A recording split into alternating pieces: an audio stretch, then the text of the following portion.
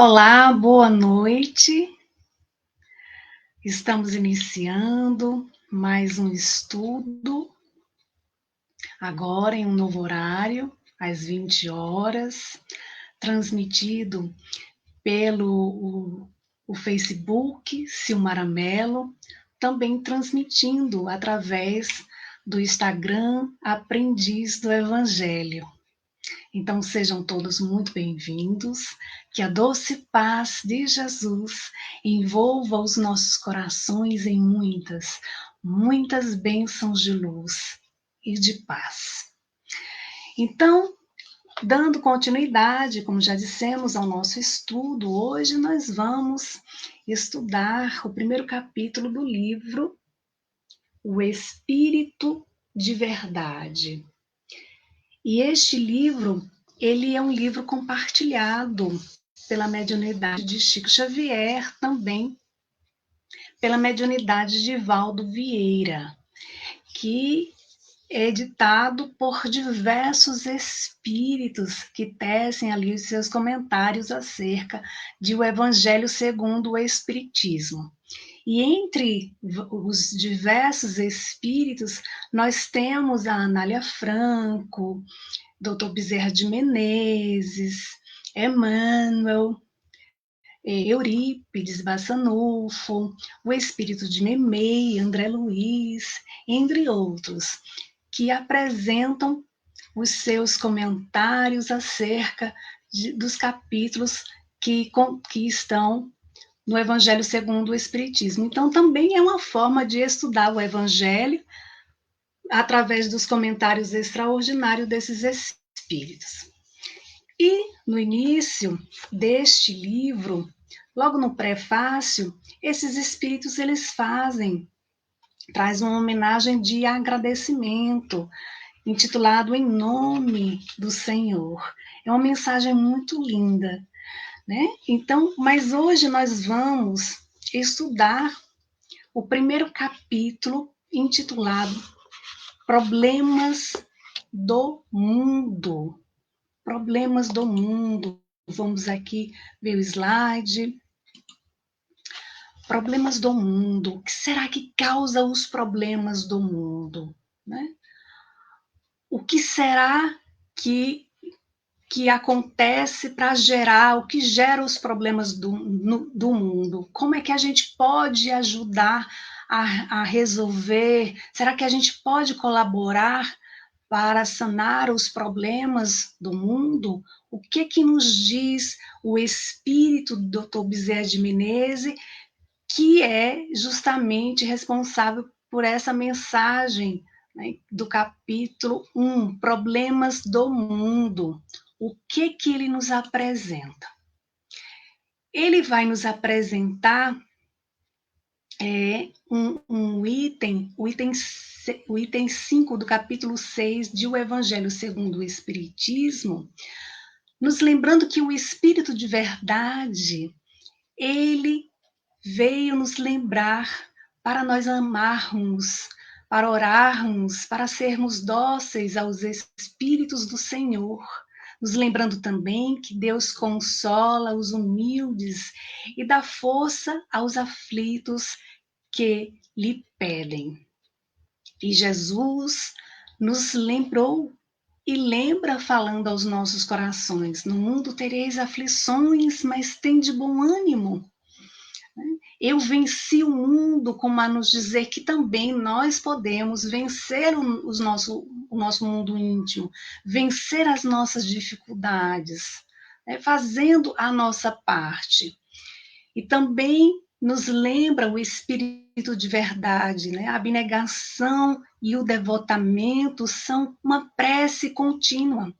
A partir do momento que nós nos colocamos no serviço do bem, a partir do momento que nos aproximamos, nos alinhamos, né, às leis divinas, estamos ali na prece contínua, ou seja, a prece ativa.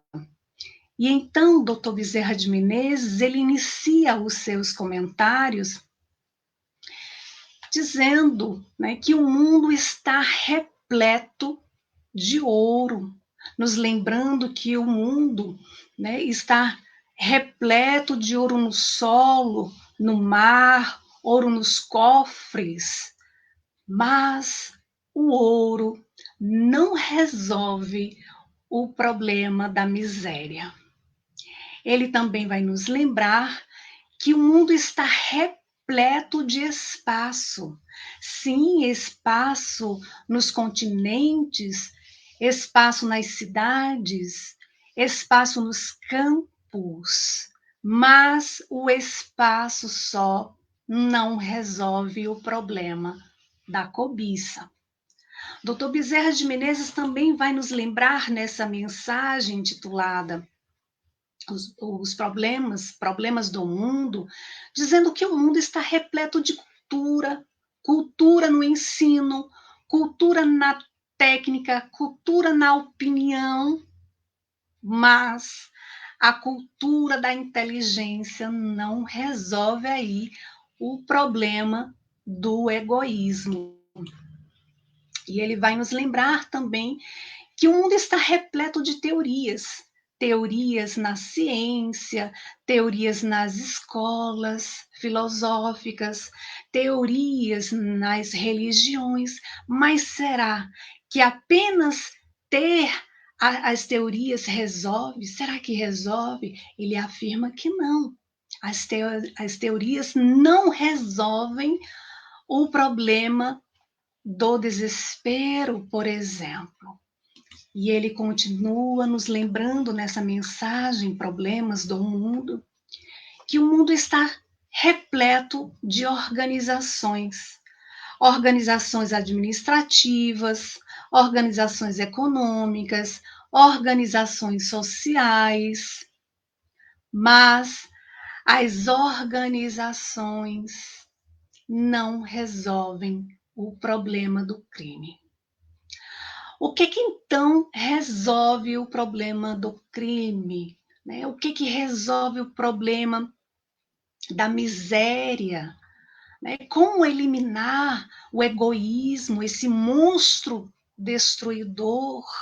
Como é que resolve tudo isso? Então, Dr. Bezerra de Menezes vai nos lembrar que nós temos um roteiro eficaz, que é o Evangelho de Jesus.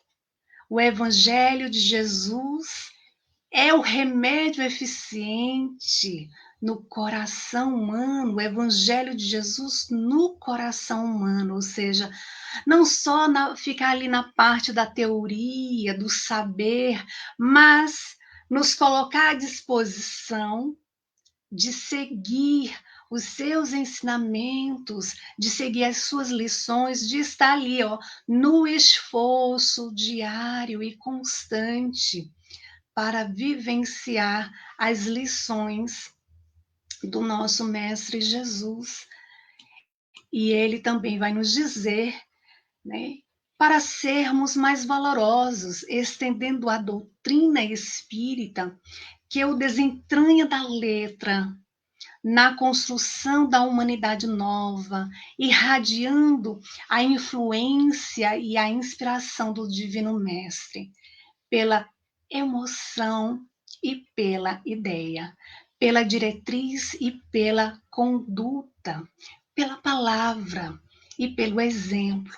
E ele nos diz assim, parafraseando o conceito inovidável de Allan Kardec, qual é o conceito, né? Qual é o lema, né, que Kardec nos apresenta? Fora da caridade não há salvação.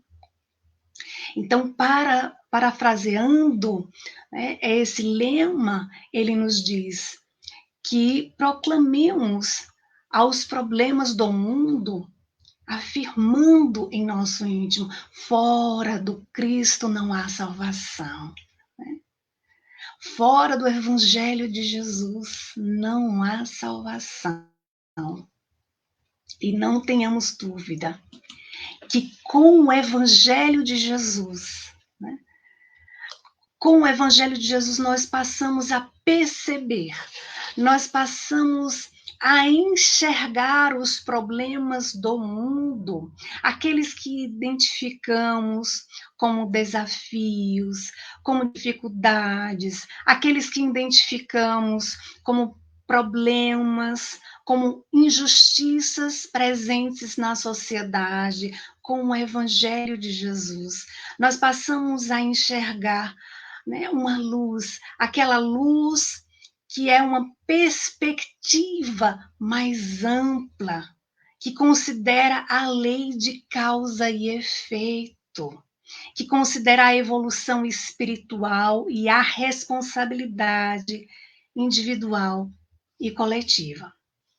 Então, primeiro ponto, lei de causa e efeito. Nós aprendemos que os sofrimentos, as dificuldades que enfrentamos no mundo, ela tem as suas raízes na lei de causa e efeito, também conhecida como lei de ação e reação. Pois bem, cada ação, ela gera o quê? Uma reação. Seja ela positiva ou negativa, vai depender de qual foi a nossa ação. E gera com isso uma consequência, né? E essa consequência, ela começa a ser manifestada, ela pode ser manifestada tanto na existência atual como nas existências futuras. Ou seja, as injustiças, os sofrimentos, as dificuldades, né, que presenciamos no mundo. O que gera tudo isso? Né? Como elas são geradas? São geradas através das ações. Elas são geradas através das escolhas equivocadas, nossas e da humanidade como um todo. O segundo ponto, evolução espiritual. Por que os problemas do mundo têm relação com o processo de evolução espiritual? Porque nós, meus irmãos, estamos num mundo de provas e de expiações. Né? E todos nós estamos matriculados nessa grande escola. Todos nós somos aprendizes. Todos nós temos oportunidades de progredir, de avançar moralmente, intelectualmente, espiritualmente. Todos nós podemos alcançar níveis mais elevados de consciência. Mas o que está nos faltando? Está nos faltando, muitas vezes, frear, colocar o pezinho no freio, reconhecer com humildade que algo precisa ser feito, mas não fora de nós, e sim dentro de nós. Nos colocarmos à disposição para buscar o autoconhecimento, nos colocar à disposição para fazer um mergulho interior e identificar aquilo que está em nós e que precisa ser trabalhado, precisa ser reformado, precisa ser consertado, precisa ser transformado. É preciso também passarmos a enxergar as montanhas dessas dificuldades, desses problemas, como oportunidades. Oportunidades de aprendizado, oportunidades de crescimento, oportunidade de transformação. A gente não muda o outro, a gente muda aquilo que está dentro de nós. Como diz Emmanuel no livro Correio Fraterno, né, que as palavras elas podem até convencer, mas o exemplo ele arrasta. E é no exemplo que nós precisamos firmar o nosso pensamento no bem para arrastar, para exemplificar, não só nas palavras, mas, sobretudo, em nossas ações. O terceiro ponto diz respeito à responsabilidade individual.